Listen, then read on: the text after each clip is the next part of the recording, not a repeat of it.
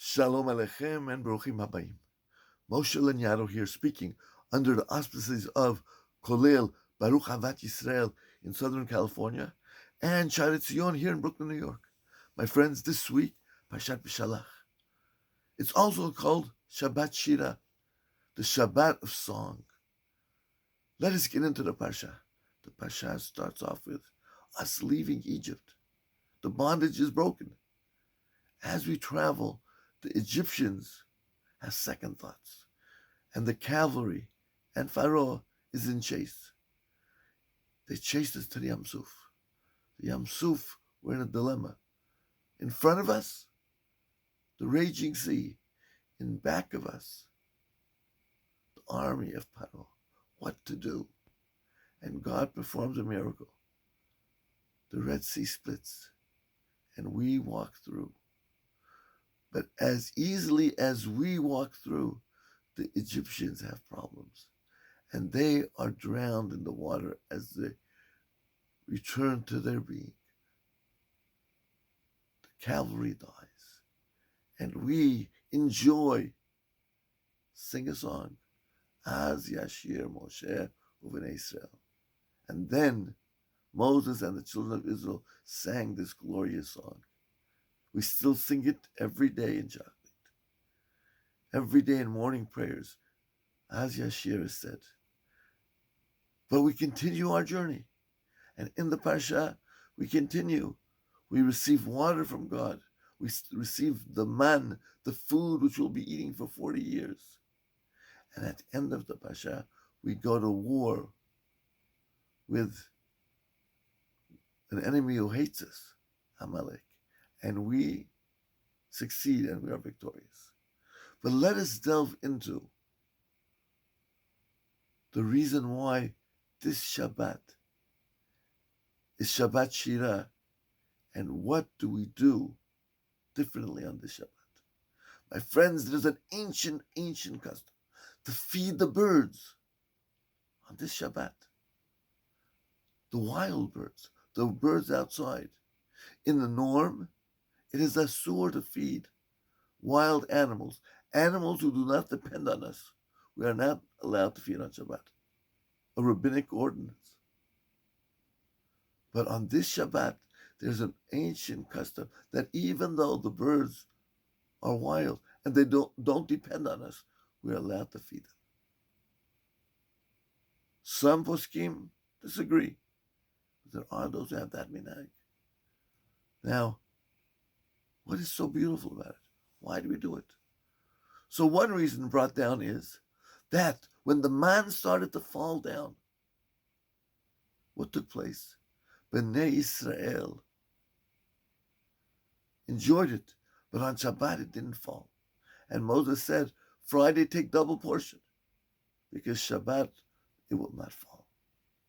But some troublemakers took the portions that they had and spread it in the field to show and to try to disclaim Moshe.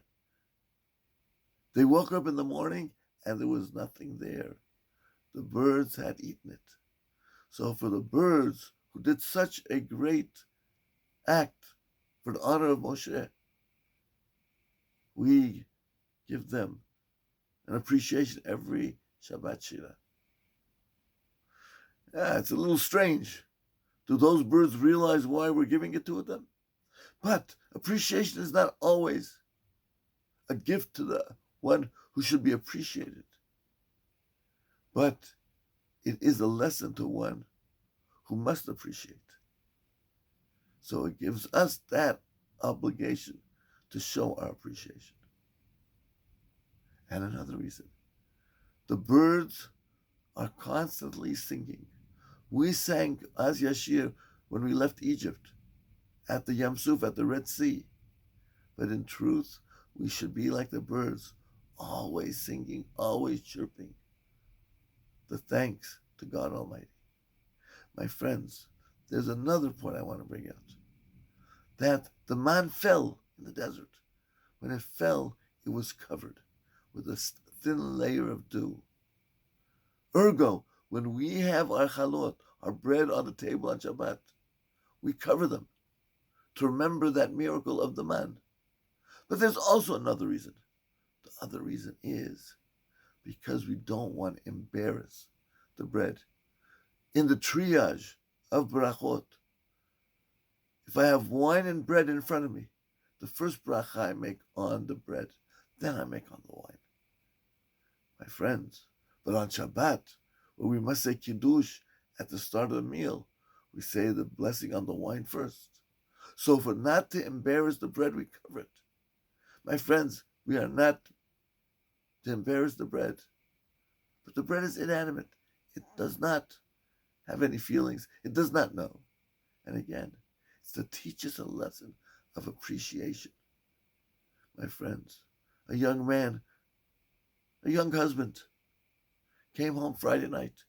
He was in a very spiritual mood, singing L'cha Dodi, ready to sing Shalom Aleichem. He comes home and the table is not set. And everything's a balagan. And he starts getting upset. And the anger comes out. He starts to yell at his wife.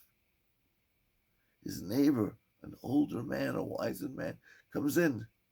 My good neighbor, what are you doing? And he cannot hold himself back. And he says, I came home. I prayed a beautiful tefillah, thinking that I would have my table set and the malachim surrounding it. But nothing was done. And the wizened fellow said, listen, first, I know your wife. She is an Eshet Chayil. Second, judge her as an Eshet Chayil. Maybe something came up. Maybe the baby needed to be fed. Don't get angry for no reason. And second, just like the bread we cover, not to embarrass it. How dare you embarrass your wife in any situation? The young man kissed the old man's hand and said, thank you so much. My friends, the lesson of the man is a deep lesson. The lesson of the birds singing is a deep lesson.